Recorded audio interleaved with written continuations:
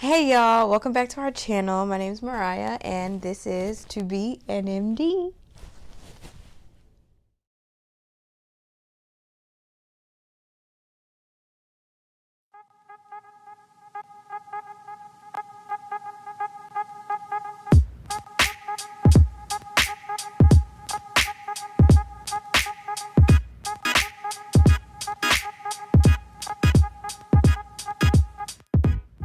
Okay, so we are back. Yes, I mean we never left really, so back like we never left because we never did. We just been a little busy, we've been caught up doing life and whatnot. So there's some great news that I'm not going to share in this video because we are still editing Jasmine's video. So yes, great news is coming. Okay, so I just wanted to make this video right now because just give y'all an update, where I'm at. Jasmine's gonna give her update because I can't, if I say that, it's gonna give it away. So I just wanted to do my own video by myself. So you probably already know what it is if you follow us on Instagram, which if you are, go ahead and do that. Okay, link down in the description. But yes, I'm just gonna do my own update video. So where did I leave off? Honestly, I think the last update or just inside video to me was in February or January of 2021. Yeah, basically when I had COVID. I'm good now, no COVID. So yes, still not vaccinated though, but it's okay. Probably will get vaccinated pretty soon though. So, but yes, I'm still working full time at a genetics lab in Houston, Texas. I'm not going to say the name because I don't want stalkers. Okay, but we are in the medical center, or I'm in the medical center, still working full time as a molecular genetic technologist. I just got moved to a new portion of the lab called NGS, which means next generation sequencing. If you know what that means, that is a big thing in the molecular field. So I'm excited to be starting that. I've in the past been working on COVID, but obviously the pandemic is slowly going down. We're still getting COVID samples, but it's not as much. So now the focus is really surveillance and monitoring the disease. And yeah, just tracking it, seeing what it's doing really. So the shift is really going towards sequencing COVID, not just the quantitative yes or no answer like the viral load if it's above a certain point. Anyway, before it was just like a yes or no, positive or negative. Now they want to get more in detailed and give qualitative results and say, yes, you have this variant, or no, you just don't. Yeah, so that's that. Is there a glare on my glasses? I'm just going to take these off. I look so weird. I feel like wearing glasses really puts a dent in your face. But anyway, my hair, y'all. It rained today, and it's just not doing what it's supposed to do. It's not giving what it's supposed to have gave. Oh, God. Okay, but anyway. I'm moving to NGS, which means next generation sequencing. And I'm very excited. I've been doing COVID the past year, guys. And I'm grateful to have this opportunity to be a part of history, really, and be a part of the call to action. This whole year has really just driven home why I chose medicine in the first place. So I'm happy. I'm happy with where I'm at, that I was able to be a part of, the healthcare side of the pandemic. A lot of people are sitting at home and no offense, but a lot of people are talking about how they've been affected by COVID, and I feel like I get to tell a different side of it where I get to say, this is how I impacted COVID. I wasn't just affected by it. So, I've been grateful to work in the COVID lab and do COVID tests the past year. But y'all, I'm so grateful for a change. Whew, my God. Yeah, I don't understand. Anyway, but yeah, so I've been doing COVID. I recently learned the DNA core lab, which is just extracting DNA from multiple patient samples like blood, bone marrow, white blood cells, saliva, cerebrospinal fluid. XYZ tissue tumors. So, yeah, I'm just so happy for a change. Very excited. Yeah. What else? MCAT. Let's get into it. Last time we spoke, I was about to take a Princeton review course. I will make a separate video about how that went and what I liked and didn't like. But overall, it was great. If you're thinking about it and you're debating it, just do it. I know it's a lot of money. Try to save, work a second job like I did, but it's definitely worth it. I saw good results, I would say. I still didn't hit the score that I wanted at the end of the course, and the instructor told me just to go through it again and like doing all the assignments, watching the lectures again, and that should improve my my score, and it has. But yeah, the first time around, I wasn't getting the score that I wanted. The first time through, I was definitely higher than where I started, but it still hadn't really got that high in the 500s yet. So I was like, what can I do? And the professor said, go through it again, like I just said. And so that's what I'm doing right now. And I expect to be done in the end of August or September, early September, which I've scheduled a second MCAT for September 10th, which is the last date, second to last date you could get. So keep praying for me, y'all. 510 is the goal. But honestly, if I can get a 500 to 510, I will be happy, y'all. I will, okay? So I'm confident I can get that, though, so we're fine.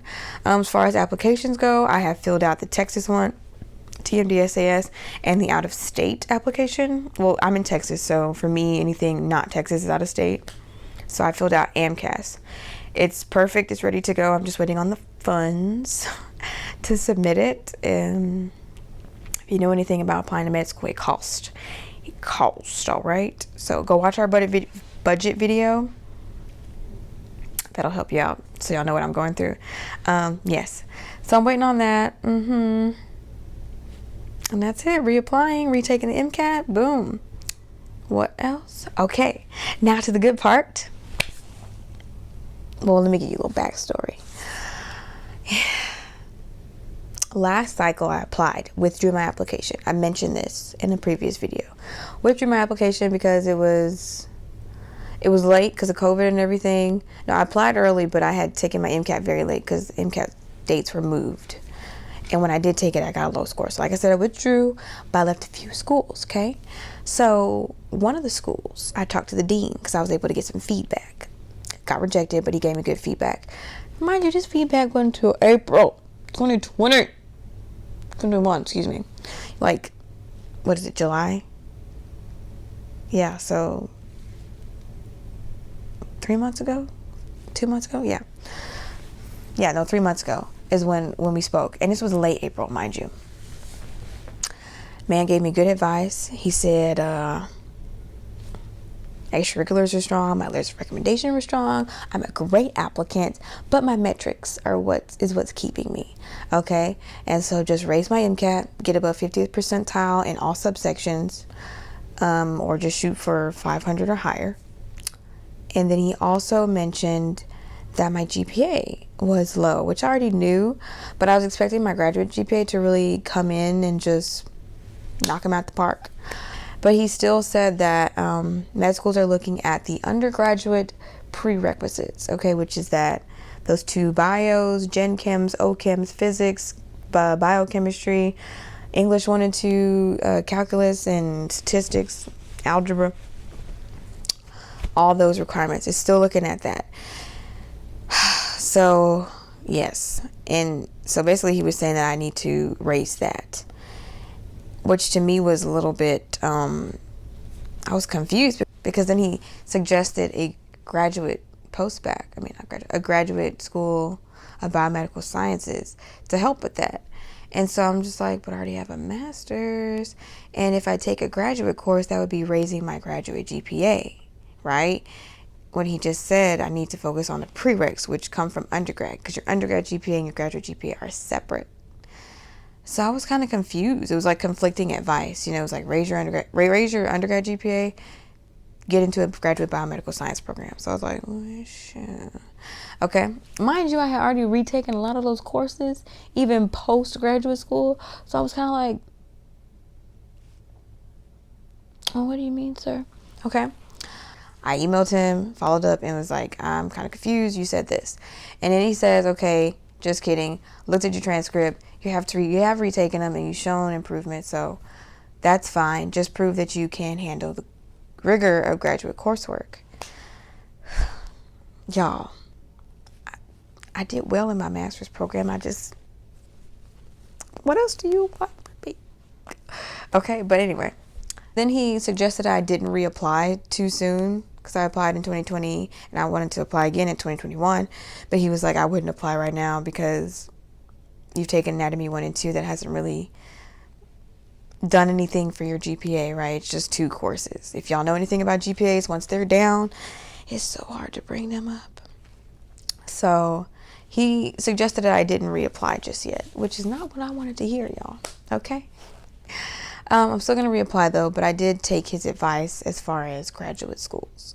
It's all about improving yourselves. You're always learning more, always doing something. So I'm not against it. You know, it can only help me, right? So that's what I did. At the time, after we concluded our conversation, I applied to every graduate program I could find. He even recommended the program, master's program at UNT-HSC. And if you are looking for somewhere to go for your gap year, check that out. There's a face-to-face one and there's an online one. So do whatever suits you, but he definitely recommended those. I suggested this program at Baylor College of Medicine, and he said that was really good too. So we're going to talk about that one soon. But yes, so I applied to UNT-HSC, the Post-Baccalaureate certificate at Baylor College of Medicine, a Master's of Pharmacology and Physiology at University of Florida online. And I applied to a post-bac program, pre-med post-bac program at University of St. Thomas, which is a private school here in Houston. And if I didn't get into any of those, my next, the next, I guess, step would be just taking DIY post-bac courses at U of H or TSU. Okay, so let's chop down the list. UNT-HSC, great program. The downs there was that if I took it, and it was going to be online because I do want to work while doing this program. If I started that program, I wouldn't be able to start med school fall 2022 because most med schools start in June or July or August. And that program went until late August of 2022. So I was like, that's really not up my alley. What else? Oh, once I applied, mind you, the application was $185. But yeah, I applied and I swear they only said they needed 1 letter. But then once my application was under review, they were saying, hey, we need 1 more letter of recommendation. It's not terrible. I have it, but they wouldn't accept it from the interfolio that I had my letter writer send their letter to. So I would have to track down my letter writers and have them send it, y'all. And I'd already asked them to send it so many places, so that was just me. I was just like, you know what? I ain't even gonna bother you, sis. So I just withdrew. Okay. Yes. University of Florida. I still haven't heard back from them. Yeah. But I'm not tripping. I would like that. That one was pretty ideal for me once again because it was an online master's, right? If I'm going to go back to school again, I felt like I should be getting a master's, for my time and my efforts and my money. What else? I haven't heard back from the University of St. Thomas program. But, drum roll, if you haven't already figured it out. I got into the Graduate School of Biomedical Sciences Post-Baccalaureate Certificate of Completion at Baylor College of Medicine. So I got into that program. And then, once I got accepted, I got offered an invitation to apply to the Scholars Program. That is geared towards getting students into medical school. Okay, it gives them more networking opportunities, more research, and it gives them a half tuition scholarship along with a $1,500 one-time stipend. So I applied to that, and your girl got it. Yeah. Okay, so I am a TPP scholar as well at the Baylor College of Medicine. So yeah, that is a blessing. I'm very excited, and yes. Most people will say, yeah, you already have a master's. Why are you doing this? I'm doing this to improve myself, improve my application, improve myself as an applicant, as a professional. It's only going to help me at the end of the day. Right? And if there's any doubt in anyone's mind that I can't handle the rigor of medical school, this should show them. And if it doesn't, I'm going to have to show them myself. Okay? Yes, so, but I really think just handling that MCAT will really just secure everything. But if it's only going to help me, let's just go ahead and do it, right? So that's what I'm going to do. Yeah, so I got in. I'm excited. Program starts in August 2nd. And I have orientation the last week in July. So, yeah, I'm excited about that. The program is a year long, so it starts August 2nd and it ends, June 22nd, of 2022. So pretty good. If I want to start med school next fall, it's possible. It's a year long. The schedule, I don't know the details, but it's 9 to 4 is what they told us to schedule out for it. So, and it's face-to-face. When I'm going to work full-time, they recommend you don't work because of what they have you doing. But we're going to figure it out. We're going to see what we can do, okay? And if I can't work full-time, I'm going to try to reduce my hours to part-time. I've already spoke to my supervisors, and they are on board. So we're gonna work it out. God's going to work it out, you know what I mean? So, yes. But yes, year-long, 9 to 4. What do they offer, right? They are offering you research, guys. Research, which I have a lot of, but that's okay. Research, physician shadowing, which I do need more of, so I look forward to doing that. This is the part where I mentioned earlier I may have to get vaccinated because, yes, they can't control the physician or like the hospital that we're at. If they have rules and standards like you can't enter the OR without being vaccinated, then I don't know, you just don't enter the OR, you just watch. I don't know what you're gonna do. I don't know what I'm gonna do, but I'm more than likely we'll have to get vaccinated. Anyway, back to the point. We got research, we got shadowing, we got volunteer. Boom, boom, boom. Everything you need for med school right there. You need more, but those are like some gold standard like activities, and they are like incorporating it into your schedule. So that's amazing. And I highly recommend this program if you are looking for something to do during your gap year or just looking to improve yourself, you're a reapplicant. I would recommend this program. My hands look cute, like Hulk hands.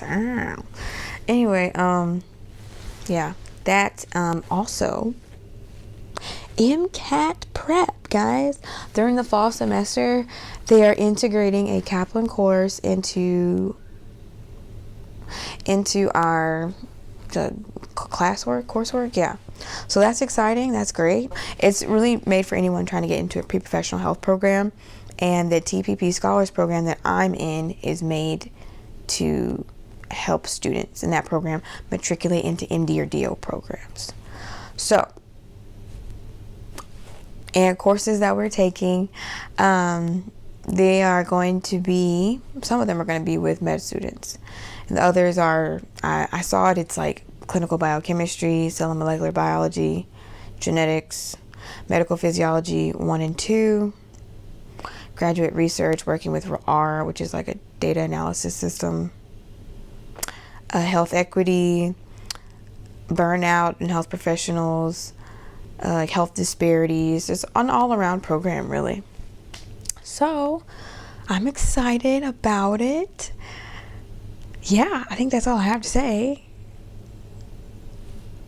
Yeah, so that's me, still working, still studying and preparing for a new cycle, and I will be attending Baylor College of Medicine in the fall, in a month. Wow. It's like, it hasn't even hit me yet, really, guys, so.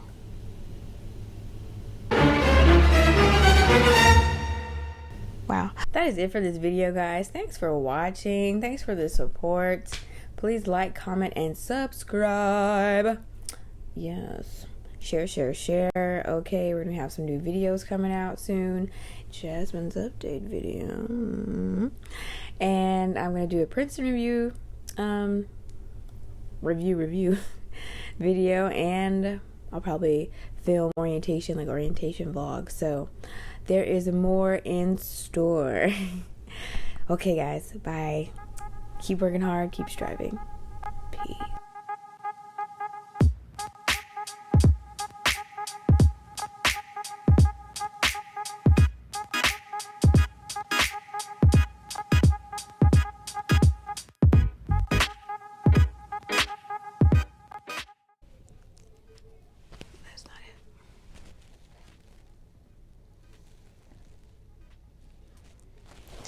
Hey y'all,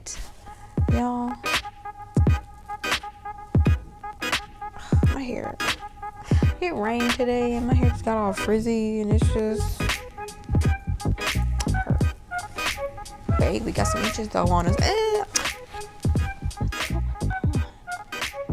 one curl just wants to pop while the rest of them just want to stay.